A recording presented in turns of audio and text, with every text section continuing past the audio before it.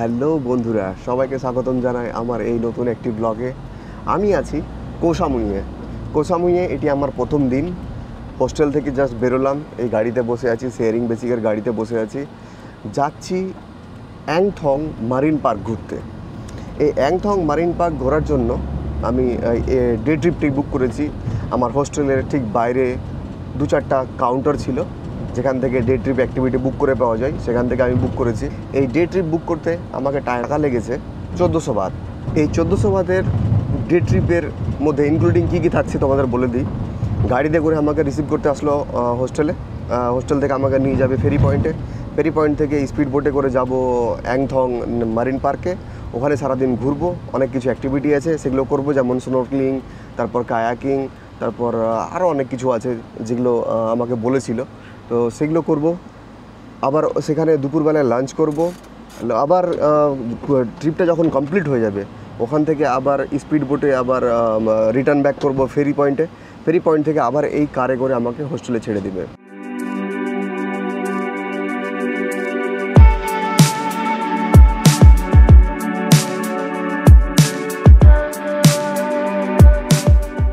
এসে পৌঁছে গেলাম ফেরি পয়েন্টে এসেই এই ধরনের একটা ছোট্ট বিল্ডিং আছে। এই বিল্ডিংয়ের এই সামনে গিয়ে এই যে লেখা আছে 1 ডে স্নোরকেলিং সামনে, তো সেখানে গেলাম। সেখানে গিয়ে আমাকে এই ধরনের টিকিট দিয়ে দিল আর হাতে পরার জন্য একটা ব্যান্ড দিল। বললো তারপর যে সামনে গিয়ে তোমার নাম এন্ট্রি করে নাও। তো এইখানে সবাই নিজের নাম এন্ট্রি করছে, তো আমিও আমার নিজের ডিটেলস এখানে লিখে দিব। 9 o'clock we call you boarding. Okay, Alright, then see you. ব্যাপার হচ্ছে এই ন্যাশনাল পার্কে ঘোরার জন্য একটা চার্জ নিল, মানে আমরা বিদেশি যেহেতু, অ্যাডাল্টের জন্য নিল 300 বাত। তারপর বললো যে ভিতরে চলে যাও, ভিতরে ব্রেকফাস্টের ব্যবস্থা আছে, তো যাওয়া যাক।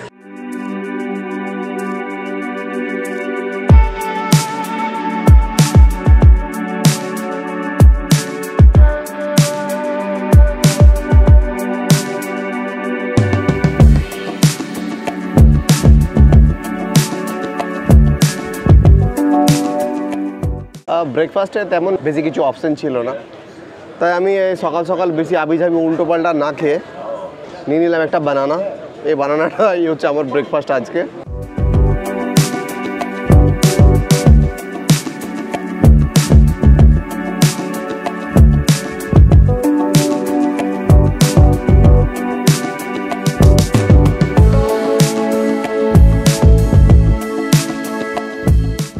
ঘড়িতে লোকাল টাইম এখন ঠিক সকাল 9টা বেজে 5 মিনিট। 9টার সময় টাইম ছিল বোট ছাড়ার, 5 মিনিট ডিলে হলো আমাদের বোট করতে এই স্পিড বোটে। এবার বোট ছাড়বে। এখান থেকে আমাদের ফার্স্ট ভিউ পয়েন্টে পৌঁছাতে অ্যারাউন্ড টাইম লাগবে 1 ঘন্টার মতো।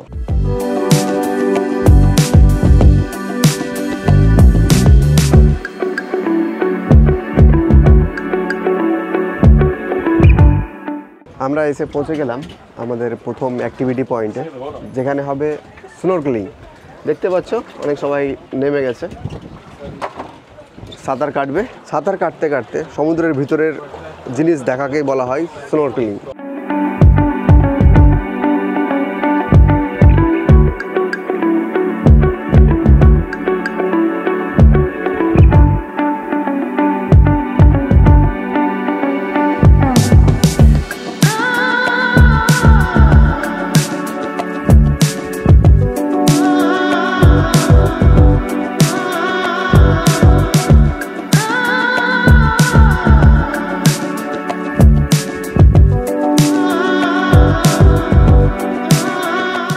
এখানে স্নোরকেলিং করা কমপ্লিট, প্রায় 40 মিনিটের মতো স্নোরকেলিং করলাম। তোমরা দেখতেই পেলে জলের ভিতরে একটা আলাদাই একটা দুনিয়া আছে। জলের ভিতরে কত সুন্দর সুন্দর কোরাল দেখতে পেলে তোমরা, মাছ দেখতে পেলে। এখান থেকে এবার বোট ছাড়ছে, নিয়ে যাবে এবার আমাদেরকে আমাদের আজকের দ্বিতীয় ভিউ পয়েন্টে।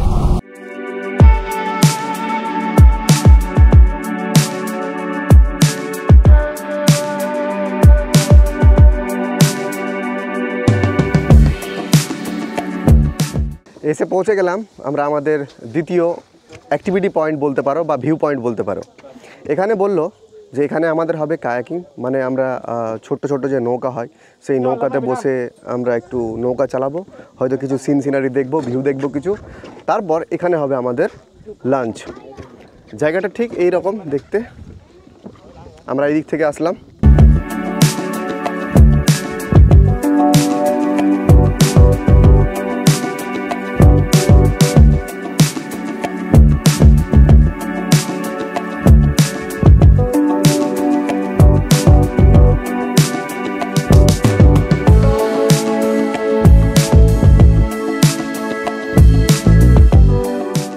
এই আইল্যান্ডে বলতে গেলে তেমন কোনো কিছু নেই, শুধুমাত্র আছে একটা টয়লেট আর একটা রেস্টুরেন্ট, বাস। আর অন্য কিছু নেই। সামনে দেখতে পাচ্ছ, এই সামনে এদিকে হচ্ছে টয়লেট আর এই হচ্ছে রেস্টুরেন্ট, শেষ। আর কোনো কিছুই নেই। এবার আমরা যাব এই সামনের দিকে। দেখতেই পাচ্ছ কালারফুল অনেকগুলো ছোট ছোট নৌকা রাখা আছে, সেগুলোকে ইংলিশে বলা হয় মানে কায়াক। তো সেটাকেই আমরা রাইড করব, কায়াকিং করব। দেখতে পাচ্ছি আমাদের গ্রুপের সবাই রেডি হচ্ছে, আমিও যাই। Thank you. এই ছোট নৌকা চালানোর জন্য এটাকে কি বলে, নাঙ্গল বলে মনে হয় না? এটা দিয়ে দিল একটা আমাকে। আমাদের গাইড বুঝিয়ে দিল আমাদেরকে যে কি করতে হবে আর কি করতে হবে না, আর কিভাবে কায়াকিং করতে হবে সেটাও শিখিয়ে দিল। এবার এই বসতে যাব কায়াকে। দিস ওয়ান ওকে, ইয়া। একটা সমস্যা হয়ে গেল, আমি যদি কায়াকিং করব তো রেকর্ড কে করবে? সমস্যা হয়ে গেল, বুদ্ধি নেই কোনো। এটার ভিডিও বানাতে পারবো না ঠিক মতো, ভালো মতো। ঠিক আছে, যতদূর পারবো তবুও চেষ্টা করবো, ঠিক আছে? একা একা কায়াকিং করছি, ক্যামেরা ধরার লোক নেই, তাই বলে অনেকটা দূর চলে এসেছি কায়াকিং করতে করতে, কিন্তু তোমাদের দেখাতে পারলাম না। এখন এসে এই জায়গায় দাঁড়িয়ে আছি।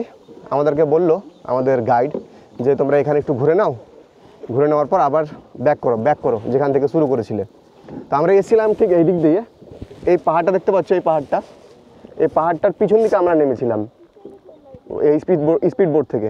তো ওখান থেকে কায়াকিং করতে করতে আমরা এই পাহাড়ের পিছন দিকে চলে এসেছি। সামনের দিকে দেখতে পাচ্ছ একটা বিচ, কিন্তু ওইখানে আমাদেরকে যেতে বারণ করলো, বললো এখানে যা ঘোরার আছে ঘুরে নাও, ঘুরে আবার ব্যাক করো। লাইফ জ্যাকেট খুলে দিলাম, এই হচ্ছে আমার কায়াকিং করে চলে আসলাম। আমি হলাম সেকেন্ড। ভালোই লাগলো কায়াকিং করতে, একটু কষ্ট হলো কিন্তু ভালোও লাগলো। যাই হোক, এবার আই থিঙ্ক লাঞ্চ হবে, সামনে রেস্টুরেন্ট, দেখা যাক কি হয়। এবার দেখার বিষয় হচ্ছে কি যে লাঞ্চে আছে কি কি এখানে। জল, বিভিন্ন ধরনের কেচাপ, চামচ, চিকেন, ভেজ, এটা চিকেন ভেজ, এটা জানি না কি আছে, এটা চিকেন আর আলু, এটা হচ্ছে স্টিম রাইস, আর এটা হচ্ছে ফ্রাইড রাইস। সব থাই খাবার, ইন্ডিয়ান খাবার নেই। যাই হোক, যা আছে খাওয়া যাক। এবার খিদাও পেয়েছে প্রচণ্ড। আমি লাঞ্চের জন্য এসব নিয়েছি, দেখতে পাচ্ছ। এটা হচ্ছে ফ্রাইড রাইস, এটা হচ্ছে চিকেন থাই স্টাইলে চিকেন, আর এটা আছে আলু, আর এটা হচ্ছে সালাদ। আমাদেরকে নিয়ে চলে আসলো আরও একটা ভিউ পয়েন্টে। এই দেখতে পাচ্ছ জায়গাটা, ওইখান দিয়ে আমাদেরকে হাইকিং করতে হবে, মানে পাহাড়ে হেঁটে হেঁটে উঠতে হবে। ওঠার পর একটা নাকি লেক আছে, খুব সুন্দর লেক আছে, আর লেকের জল নাকি একেবারে ক্রিস্টাল ক্লিয়ার। তো সেটাই দেখতে যাওয়ার জন্য বললো যে যদি তোমাদের ইচ্ছা হয় তাহলে হাইক করে যাও, যেতে আসতে 1.5 ঘন্টার মতো টাইম লাগবে। এই দেখো পাহাড়গুলো দেখো কীভাবে জলে ঢেউয়ে কেটে গিয়ে কতটা ভিতরে ঢুকে গেছে, বুঝতে পারছো? দেখতেও কি বিভৎস লাগছে।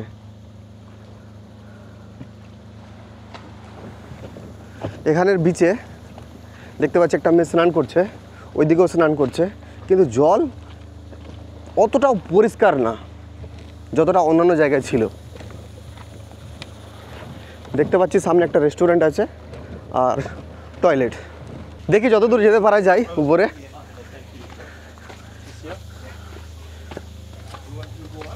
রেডি, চলো।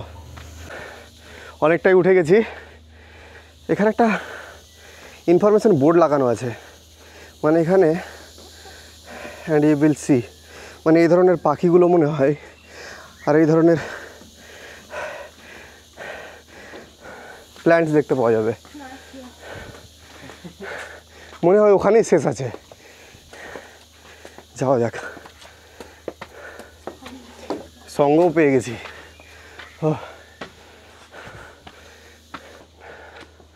বলছে ভিউ পয়েন্ট 40 মিটার। In which way, this way or this way? অনেকটাই উপরে উঠে গেছি, এই বুঝতে পারছো কতটা উপরে উঠেছি, আর সামান্য উঠতে হবে মনে হয়। পৌঁছে গেলাম। ও দেখো কত সুন্দর লেক।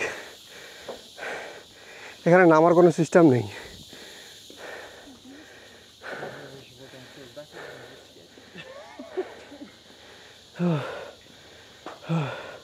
পুরো হিপিয়ে গেছি। তো হয়ে গেল তোমাদের দেখানো এই লেক, আর এখান থেকে এই ভিউ। এই জন্যই বলছি এটাকে ভিউ পয়েন্ট। এখানে বেশ কিছু নিয়ম কারণ আছে, ড্রোন ওড়াতে বারণ করেছে, আরও কী কী যেন নিয়ম কারণ সব কিছু লেখা আছে। জায়গাটা কিন্তু সত্যি অসাধারণ, বিভৎস লাগছে দেখতে, খুবই সুন্দর, খুবই সুন্দর, খুবই সুন্দর, মানে বলে বোঝাতে পারবো না এতটা সুন্দর। তো যাই হোক, এবার যাওয়া যাক নিচে, কারণ সবাই চলে গেল, আমি এখানে একা, আমার ভয় লাগছে। যাওয়া যাক নিচে। নিচে নামার টাইমে কোনো অসুবিধা হবে না আশা করি। ওঠার টাইমে যেমন কষ্ট হয়েছিল তেমনটা নামার টাইমে কষ্ট হবে না, শুধু একটু সাবধানে পা রাখতে হবে। পুরো একেবারে মনে হচ্ছে সিঁড়িগুলো দাঁড়িয়ে আছে, একেবারে স্ট্রেট সোজা।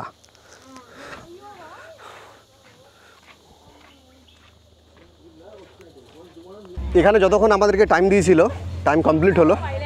এবার আমাদের গাইড আমাদের ডাক দিল, চলো ভাই বোটে ওঠো সবাই, এখান থেকে আবার নতুন একটা জায়গা নিয়ে যাবে। আর নতুন টিম এগুলো আসছে, আস্তে আস্তে ঢুকছে।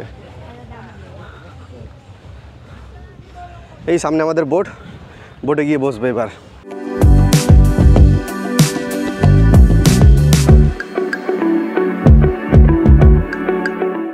চলে আসলাম আমরা আমাদের লাস্ট ভিউ পয়েন্টে। এটাই হচ্ছে এই ন্যাশনাল পার্কের মারিন ন্যাশনাল পার্ক বলছে এটাকে। এর নামটা খুব কঠিন, এর আগেও তোমাদের বলেছি, তোমরা মনে করে নাও আবার। তো যাই হোক, এটা হচ্ছে মেন মানে আইল্যান্ড এই ন্যাশনাল পার্কের। এটাই আমাদের লাস্ট স্পট।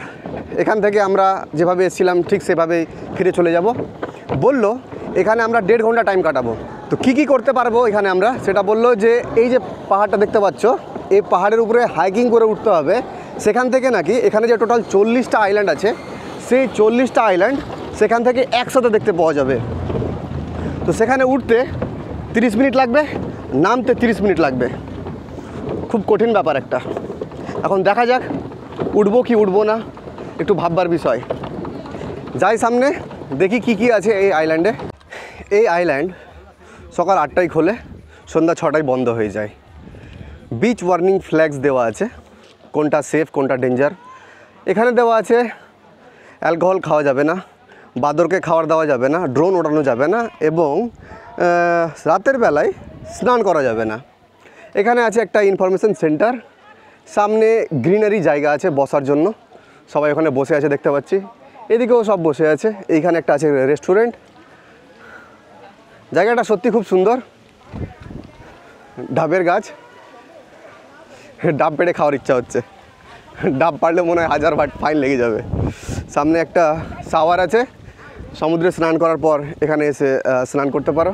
ছিল যে উপরে যাব, কিন্তু যেতে আর পারলাম না এই জন্য যে ওইখানে লেক দেখার জন্য যে সিঁড়িতে উঠেছিলাম না, ওই সিঁড়িতে উঠতে গিয়ে অবস্থা একেবারে টাইট হয়ে গেছিলো। আর ওই কায়াকিং করেছিলাম, সেই কায়াকিং করতে খুব কষ্ট লেগেছিলো। উপর থেকে এখানকার যে 40টা আছে, 40টা 42টার মতো আইল্যান্ড আছে, সেই আইল্যান্ডগুলো দেখতে পেতাম একসাথে। তো সেটা আর হলো না, কারণ সম্ভব না আমার দ্বারা। কারণ সকালবেলায় তেমন বেশি কিছু খেয়ে আসেনি, শরীরে শক্তি নেই, শুধু কলা খেয়েছিলাম আর একটা জুস খেয়েছিলাম ফেরি পয়েন্টে। তারপর এখানে এসে তেমন ভালো খাবার ছিল না, সব থাই খাবার ছিল। তো সামান্য একটু খাবার খেলাম আর ওই ফ্রুটস খেয়েছিলাম। তো সেই জন্য আর আমি উপরে উঠতে পারলাম না। আমার সাথে যদি কেউ থাকতো এখানে, তাহলে এই জায়গাটা এত সুন্দর, এত সুন্দর সুন্দর ভিডিও বানানো যেত, এত সুন্দর সুন্দর ফটো তোলা যেত যে বলার শেষ নেই। তো আফসোস, আমি সোলো ট্রাভেলার হিসাবে কিছু করার নেই। পিছন দিকে গেম চলছে, আওয়াজ আসছে বুঝতে পারছি, শুনতে পাচ্ছি। এখন আমাকে 1 ঘন্টা 40 মিনিট এই আইল্যান্ডে কাটাতে হবে যেভাবেই হোক। এইখানে একটা গ্রুপ এসছে ঘুরতে, এরা খেলাধুলা করছে, সেটাই তোমাদের দেখাচ্ছি। 3, 4 สโลแกนเอาไว้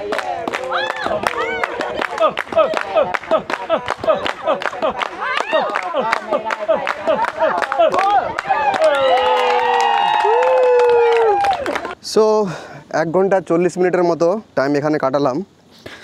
কাটানোর পর এবার রিটার্ন ব্যাক করার পালা। টাইম হয়ে গেছে, আমাদের গাইড বলে দিল যে চলো চলো চলো চলো সবাই এবার উঠো বোটে। তো আজকের ট্রিপ আমার এখান থেকে শেষ। যেভাবে এসেছিলাম ঠিক সেভাবেই বোটে বসে ব্যাক করব ফেরিতে, ফেরি পয়েন্টে। সেখান থেকে আবার গাড়ি ওয়েট করছে, গাড়িতে বসবো, গাড়ি আবার আমাকে ছেড়ে দিবে হোস্টেলে। তো আজকের ব্লগ এখান থেকে শেষ করছি। এই ব্লগটি ভালো লেগে থাকলে লাইক, কমেন্ট, শেয়ার, সাবস্ক্রাইব অবশ্যই করে দিও। সবাই ভালো থেকো, টাটা, বাই বাই।